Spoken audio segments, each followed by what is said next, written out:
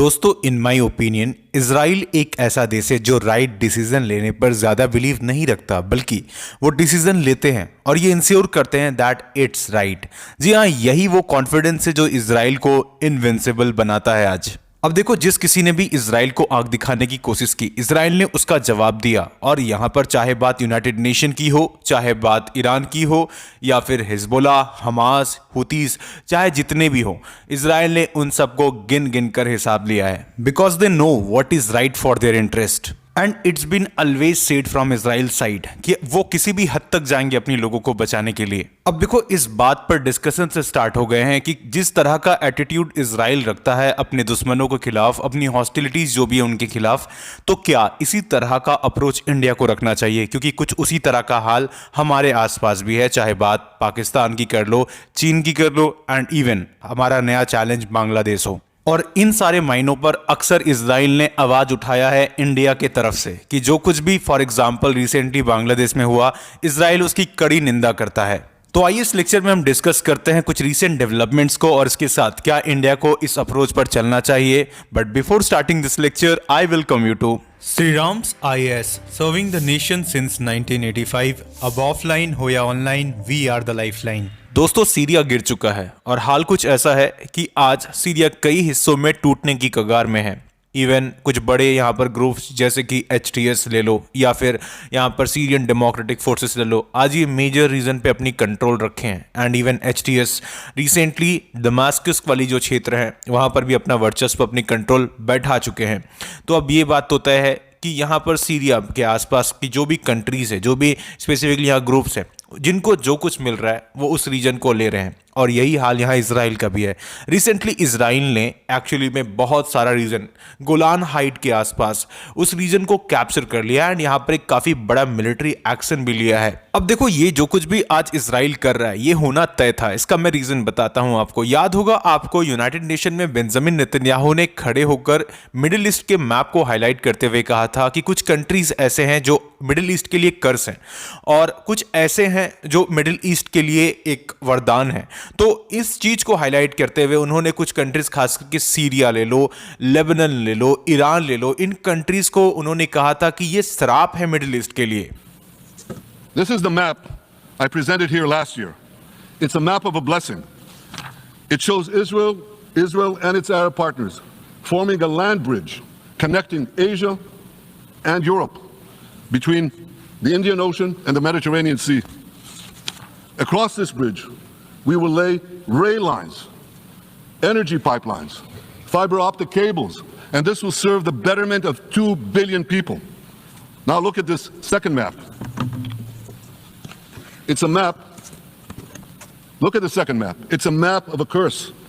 It's a map of an arc of terror that Iran has created and imposed from the Indian Ocean to the Mediterranean. Iran's malignant arc has shut down international waterways. It cuts off trade. It destroys millions, destroys nations from within. और फिर देखो, इन सब के साथ Benjamin Netanyahu ने इस तरह के भी स्टेटमेंट्स दी है कि आज मिडिल ईस्ट का जो मैप आपको दिख रहा है, हम उसके पूरे नक्शे को, उसके चेहरे को ही तब्दील करके रख देंगे। मतलब आने वाले वक्त में इजराइल कुछ बड़ा प्लान कर रहा है और इस चीज का हिंट कई बार हमें देखने को मिला है। इवन डोनाल्ड ट्रंप ने जब वो एक्चुअली कैंपेन्स कर रहे थे इलेक्शन का, तो उस वक्त में उन्होंने इस बात को हाईलाइट किया था कि देखो, इजराइल आज के वक्त में वर्ल्ड मैप में काफी छोटा दिखता है, इसे बड़ा करने की जरूरत है। मतलब उन्होंने इंडिकेट किया था इजराइल के मैप को विस्तार करने का, मतलब ग्रेटर इजराइल की तरफ में। और देखो, ग्रेटर इजराइल ऐसा नहीं है कि बस ये एक कहने की बात है, ये रियलिटी भी होते हुए हमें दिख सकता है। क्योंकि जिस तरीके से आज के वक्त में इवन इजराइल की जो एडवांसेस है वो आगे बढ़ रही है सीरिया में, हालत ये हो गया है कि बस 25 किलोमीटर दूर है आज के वक्त में इजरायली टैंक्स दमास्कस से।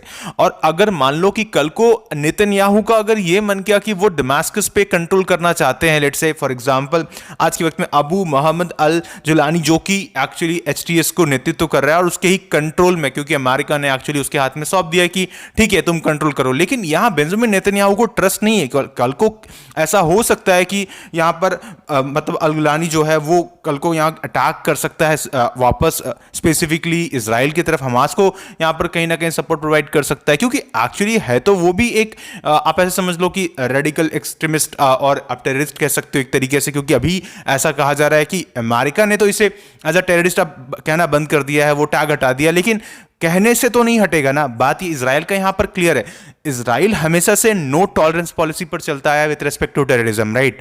और ये हमें सीखनी चाहिए, क्योंकि टेररिज्म के साथ में कोई आप ऐसा नहीं कंप्रोमाइज किया ही नहीं जा सकता है, राइट। एंड चाहे कोई भी टेररिज्म फैलाने की कोशिश करे, टेररिस्ट अटैक करने की कोशिश करे, उसका जवाब डायरेक्टली देना चाहिए, और ये इजराइल से सीखा जा सकता है।